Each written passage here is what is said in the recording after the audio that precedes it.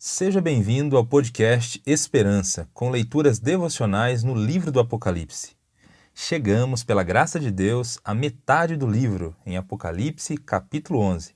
Vamos ao comentário de hoje. Você já viajou através de espessa cerração? Não dá para enxergar, não dá para correr. O sentimento é de angústia, medo e insegurança. A palavra Apocalipse significa revelação daquilo que estava encoberto. É como uma cerração que começa a se dissipar. Assim, no livro de Apocalipse, podemos ver, como em nenhum outro livro, que ao final de toda a história da humanidade, Cristo é o vencedor. Cristo é o que reina. Cristo é o que julga e com ele viveremos eternamente em um mundo perfeito. Um mundo perfeito, estranha expressão para os dias difíceis em que vivemos, não é verdade?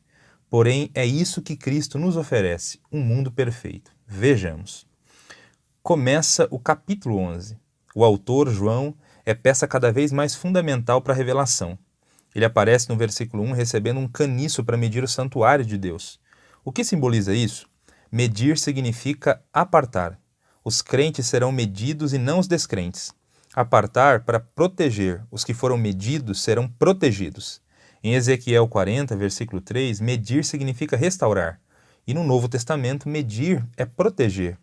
É para se medir o santuário de Deus. No Novo Testamento, dificilmente essa palavra é empregada para construção, mas para pessoas, santuário de Deus. É santuário no sentido de povo. As pessoas serão protegidas. É para se medir também o altar que ficava no Santo dos Santos. Só o sumo sacerdote poderia entrar. Era o lugar mais próximo de Deus. Altar denota proximidade de Deus. Quando Deus diz para João medir o altar, estava querendo dizer que o relacionamento entre Deus e sua igreja seria protegido. O versículo termina dizendo que os que nele adoram, ou seja, os adoradores seriam protegidos. No versículo 2 é dito que o átrio exterior deveria ser deixado de fora. Era o lugar destinado aos gentios. Esse não será protegido. As tormentas atingiriam a todos os que estão no átrio. Todos aqueles que não fizeram pacto com Deus não serão protegidos. Deus guarda apenas aqueles que o adoram. De acordo com o Apocalipse, este sistema persegue e tenta seduzir a igreja durante 42 meses. Contudo, é neste tempo que as duas testemunhas do capítulo 11, que nos são apresentadas no capítulo 11, darão seu testemunho. 1260 dias ou 42 meses dizem respeito ao mesmo período, isto é, 3 anos e meio. 3 anos e meio é um período utilizado na Bíblia como símbolo de tribulação. Este tempo no Apocalipse é simbólico e diz respeito a todo o período da igreja, entre a primeira vinda de Cristo e o início da grande tribulação. Deus não permitirá que sua igreja seja destruída neste período.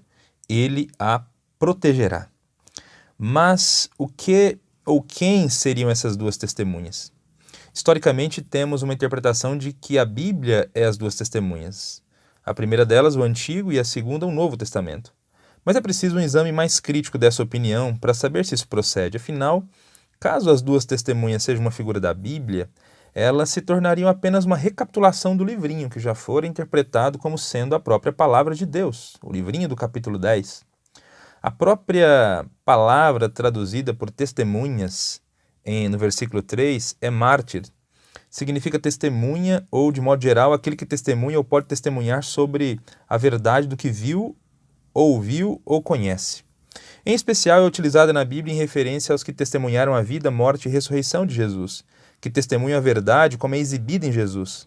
Mártir diz respeito à testemunha diante de um tribunal. Por isso, a visão do Apocalipse faz uso de duas testemunhas para o testemunho ser válido. É assim que se nos apresenta outra possibilidade. As duas testemunhas se referem ao testemunho da igreja. Os servos de Deus que compõem a igreja são profetas do Senhor para este mundo, e por isso eles aparecem profetizando.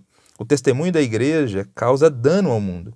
A igreja é indestrutível até cumprir a sua missão e será perseguida após cumprir a sua missão, de acordo com o que nos revela o capítulo 11 do livro de Apocalipse. No versículo 7 diz que a besta que sobe do abismo a vencerá e a matará.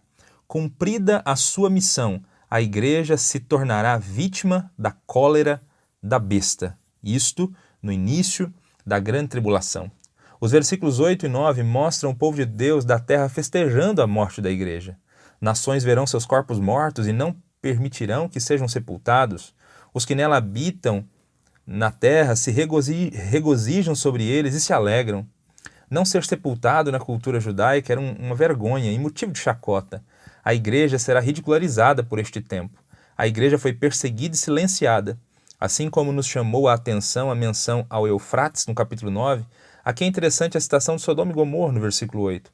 Elas aqui estão para representar o sistema mundano e iníquo, o sistema opressor. É o pecado, a corrupção, a perseguição contra a igreja. É o sistema que matou Jesus e tenta matar a igreja. Esta perseguição durará um curto período de tempo, retratado no versículo 11 como 3 dias e meio. Trata-se aqui de uma referência ao período da grande tribulação, quando a igreja será duramente perseguida e ridicularizada pelo mundo ímpio. Os versículos 11 ao 14 falam da ressurreição, da segunda vinda, do arrebatamento e do juízo. Agora, a alegria do mundo se transforma em tristeza. Os cadáveres começarão a se mexer. Em conexão com a segunda vinda de Cristo, a igreja será restaurada à vida, à honra, ao poder, à influência. Diante da vitória cabal e incontestável da igreja, há uma menção a homens dando glória a Deus depois destes feitos. Led entende que esta deve ser uma referência ao povo judeu que se arrependerá dos seus pecados no fim dos tempos e darão glória ao Deus verdadeiro. Antes eles não glorificaram a Deus e rejeitaram o Messias. Agora se arrependem da sua desobediência e dão glória a Deus. Contudo, Hendrickson não entende dessa maneira, pois para ele a oportunidade de arrependimento já se foi. Para ele, a expressão é aplicada aos iníquos que estiverem vivos por ocasião do juízo de Deus, descrito no versículo 13, e não como uma referência ao povo judeu. Parece ser essa visão de Hendrickson mais coerente com toda a revelação do livro do Apocalipse. Esses iníquos ficarão aterrorizados e darão glória ao Deus do céu. Isso, é claro, não significa que se converterão. Longe disso. Estão simplesmente chocados de terror. O rei Nabucodonosor, em seus dias, muitas vezes glorificou o Deus do céu, mas isso não implica que ele era um homem convertido. O capítulo fecha com o toque da sétima trombeta, termina a pausa de João e ele volta a falar das trombetas.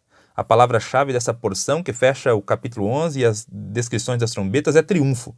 O sétimo anjo tocou a sua trombeta e, contudo, o terceiro ai não veio imediatamente. Este terceiro ai, na verdade, são os 7 flagelos ou taças que serão descritos no capítulo 16. Assim como as 7 trombetas constituem o sétimo selo, os 7 flagelos constituem a sétima trombeta ou terceiro ai. Antes deles, porém, em vez de pragas, o final do capítulo 11 anuncia fortes vozes com notícias sobre o fim. E está expressa de forma tremendamente bela. O reino do mundo se tornou do nosso Senhor e do seu Cristo, e ele reinará para todo sempre.